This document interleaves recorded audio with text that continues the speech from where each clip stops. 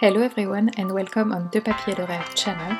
I'm Ursula and today I will be painting with you some dahlias. So this week I'm back with my favorite subject, which are flowers, but I've chosen some fall flowers, which are dahlias that bloom in fall and are beautiful flowers.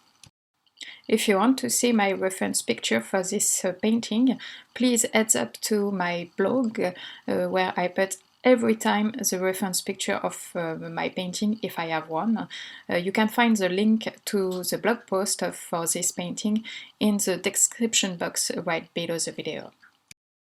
As usual, I'm starting my painting very loosely because I think it's a really fitting style of painting for flowers, and I'm just focusing my first layer to have the right color at the right place. If I achieve a good first layer with the right color at the right place where I want it in the strong I want, it will be easier for me to paint the layer of details after that. And I'm trying this time to have restrained palette colors because I think it's better for unity in a painting if the color you use are a bit less. So I'm using Ultramarine Blue, Nickel Azure Yellow and Rose Madder Lake as a triad here, and I will make all the color of my painting with this three color, but I'm adding just one other color, which is burnt sienna, to add a little bit of an earth tone to my triad. Once my first layer has dried totally, I can start another layer, of course.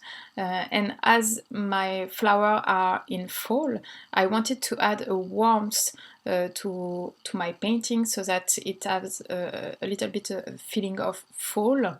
And I chose Nickel Azure Yellow in the top of my painting with a little bit of negative painting around a flower so that there is a lot of warmth in this area. But I made a little bit of a mistake here. I've used Nickel Azure Yellow very strong on my brush without brushing it a little bit on my palette. So there was a lot of pigment in the tip of my brush, and the pigment has soaked in the paper right away and make this line around my flower that I do not like a lot, but I have to work with because they are here. I will be able to blur them a little bit, but they will be here forever. So for my second layer, I'm focusing my work on defining a little bit more my flowers. I made a lot of negative painting around the flowers so that you are able to see them right now. It wasn't possible in the first layer, but now I think you see them, and everything is starting to come together. When I'm painting with negative painting, I like to have strong edges, very defined, and also blur edges, so that there is a lot of softness and harshness in the same. I think it gave a little bit more interest to a painting and also a little bit of an idea of depth in the flower. So I paint in a negative way around my flower, and then I blur some edges where I want, so that there is a little bit of softness in the harsh line. For this third layer, I'm deepening a little bit my background so that my flowers that are a lot lighter than the background will pop a little bit more.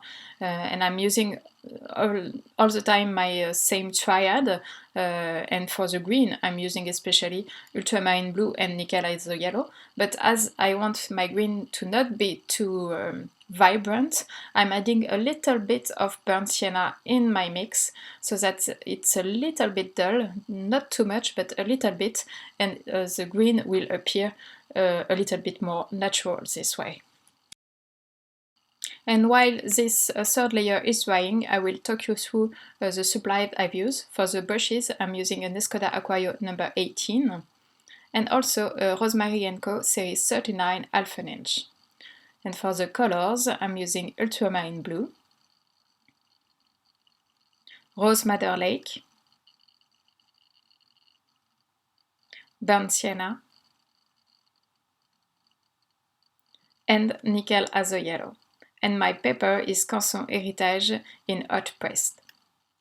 And I can't believe I'm still using hot press because a year ago I've made a video about hot press paper and I found it very hard to achieve a painting with it because it's an unforgiving paper.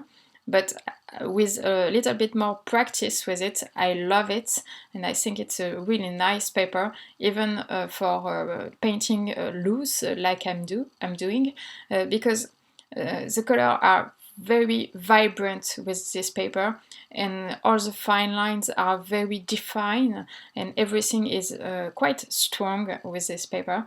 And I do like always the softness of rough paper, but I think for some painting, hot press paper is a little bit better.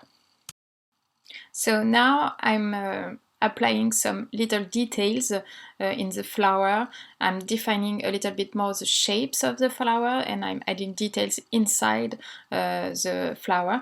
And I take my time for this stage because there is such tiny details to be added to this painting, and I don't want to mess up and add too much details. So I take my time and I'm going slowly in order to stop at the right moment. And for details for flowers and object natural, I do like a lot using this brush in a dagger shape, which has a very pointy end and also quite a large body. So I'm able to have so fine details with it, and also I can blur some lines very quickly because there is a lot of water in the body of the brush. But when I'm using it without any pressure, I can have such fine lines with it, and it's very handy for this kind of work where there is a lot of flowers and foliage and branches. It's a very nice tool to have. And this brush have very long hair, so you cannot expect from it to be very precise, but you are able to have very random marks with your brush on the paper, and that's why I like it for a natural object, because natural is quite random, and I'm seeking for that randomness in my tool. At this stage of my painting, I'm quite happy with it, and I could have left it like that without any problem, but I wanted to add a little bit more details in the flower, to add a little bit more depth also, and add just the little something more. And pink dahlias has the particularity to have a really nice gradient between the green of the branch, the yellow of the heart of the flower, and the pink from the petals. And everything is very gradient when they are in bud. And I do like this effect a lot, and I've achieved this effect in the top bud of my painting, and I'm very, very happy to have achieved that, because I think that this little specificity of the flower will make it recognizable by everyone.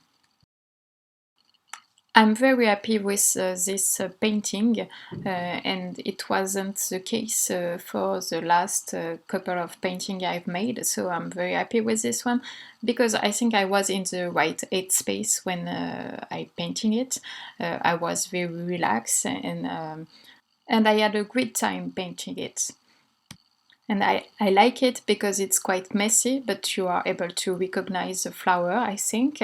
And I love the colors I've used for this one, and it feels quite natural and just a nice painting for me. I don't know how to explain that, but yes, I reached my goal here, and that's all that matters. I'm adding the last details here in my painting, adding some darks to make the lighter flower pop a little bit more, and that's it, I'm done. And this video is now ending. Thanks for watching, and I hope you like it. Please check the blog post for more information about it and some photos and zoom in my painting, and tell me what you think in the comments. See you soon.